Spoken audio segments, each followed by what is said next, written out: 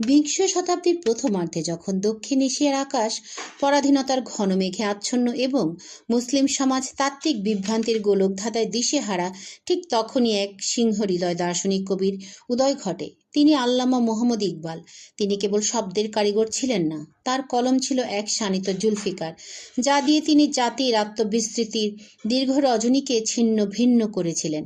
তার কবিতা নিছক রোমান্টিকতা নয়, বরং তা ছিল ঘুমন্ত এক জাতিকে জাগিয়ে তোলার রণহুঙ্কার, ক্ষুদির দর্শন, দগ্ধ আত্মার সঞ্জীবনী সুধা।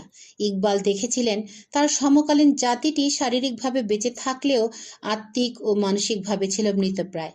এই পরাজিত ও দগ্ধ আত্মাকে পুনর্জীবিত করতে তিনি উপহার দিলেন তার কালজয়ী ক্ষুদি দর্শন, অস্তিত্বের ঘোষণা।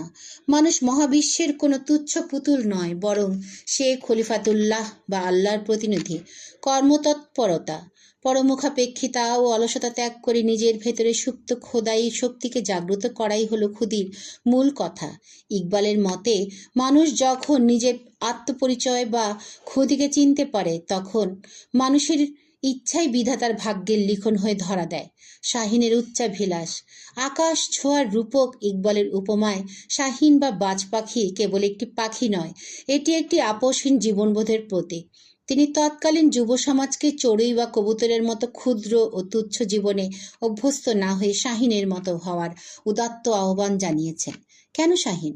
কারণ শাহিন কখনো অন্যের উচ্ছিষ্ট বা শিকার করা খাবার খায় না। সে রাজকীয় উচ্চতায় বিচরণ করে এবং প্রতিকূল ঝোড়ো বাতাসেও তার পাখা ক্লান্তি মানে না।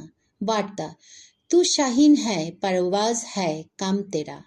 তুমি তো শাহিন, উড্ডয়নই তোমার একমাত্র ধর্ম। অর্থাৎ পরিস্থিতির কাছে মাথা নত করা বীরের ধর্ম নয়। শিকওয়া ও জবাব ই শিকওয়া, আত্মশুদ্ধির মহাকাব্য একটি জাতির পুনর্জাগরণ ততক্ষণ সম্ভব নয় যতক্ষণ না সে তার পতনের প্রকৃত কারণগুলো নির্মোহভাবে বিশ্লেষণ করতে পারে। ইকবালের শিকওয়া এবং জবাব ই শিকওয়া ছিল আধ্যাত্মিক আত্মসমালোচনার এক অনন্য দলিল। একদিকে তিনি স্রষ্টার কাছে জাতির দুর্দশার করুণার্থী জানিয়েছেন, অন্যদিকে স্রষ্টার পক্ষ থেকে কাব্যিক ভাষায় উত্তর দিয়েছেন যে ধর্ম কেবল মৌখিক স্বীকৃতিতে নয়, বরং কর্ম ও চরিত্রের প্রতিফলিত হলেই হারানো রাজত্ব ও গৌরব ফিরে পাওয়া সম্ভব। আধুনিকতা ও আধ্যাত্মিকতার সমন্বয়, ইউরোপে দীর্ঘ প্রবাস জীবন এবং দর্শন শাস্ত্রে উচ্চতর গবেষণার সুবাদে ইকবাল পশ্চিমা সভ্যতার চাকচিক্য ও এর অন্তঃসার শূন্যতা উভয়টি গভীরভাবে পর্যবেক্ষণ করেছিলেন। তিনি আধুনিক বিজ্ঞান ও প্রযুক্তির বিরোধী ছিলেন না, তবে আত্মার বিনাশ ঘটিয়ে কেবল যান্ত্রিকতার দাসত্ব করাকে তিনি সভ্যতার মৃত্যু বলে অভিহিত করেছেন। তিনি চেয়েছিলেন প্রাচ্যের আধ্যাত্মিক নূর দিয়ে পাশ্চাত্যকে পথের দিশা দেখাতে। একটি স্বাধীন মানচিত্র ও মুক্তির স্বপ্নদ্রষ্টা। 1930 সালের এলাহাবাদ ভাষণে তিনি যে স্বতন্ত্র রাজনৈতিক সত্তার বীজ বপন করেছিলেন তা ছিল নিছক কোনো ভৌগোলিক সীমানার লড়াই নয়, বরং সেটি ছিল একটি জাতির সাংস্কৃতিক ও আদর্শিক স্বাধীনতা নিশ্চিত করার সংগ্রাম। তিনি জানতেন পরাধীন আত্মা কখনো নতুন কিছু সৃজন করতে পারে না। তার সেই স্বপ্নের দৃষ্টিভঙ্গি পরবর্তীকালে দক্ষিণ এশিয়ার মানচিত্র বদলে দিয়েছিল।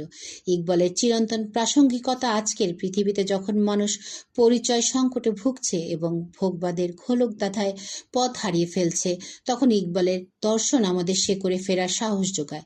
তিনি আমাদের শিখিয়েছেন দগ্ধ আত্মা থেকে আগুনের জন্ম হয়, আর সেই আগুনেই পুড়িয়ে ছাড়খাড় করতে হয় দাসত্বের সব শৃঙ্খল। তিনি শিখিয়ে গেছেন মানুষের মর্যাদা তার সম্পদে নয়, বরং তার উন্নত ও জাগ্রত আত্মায়।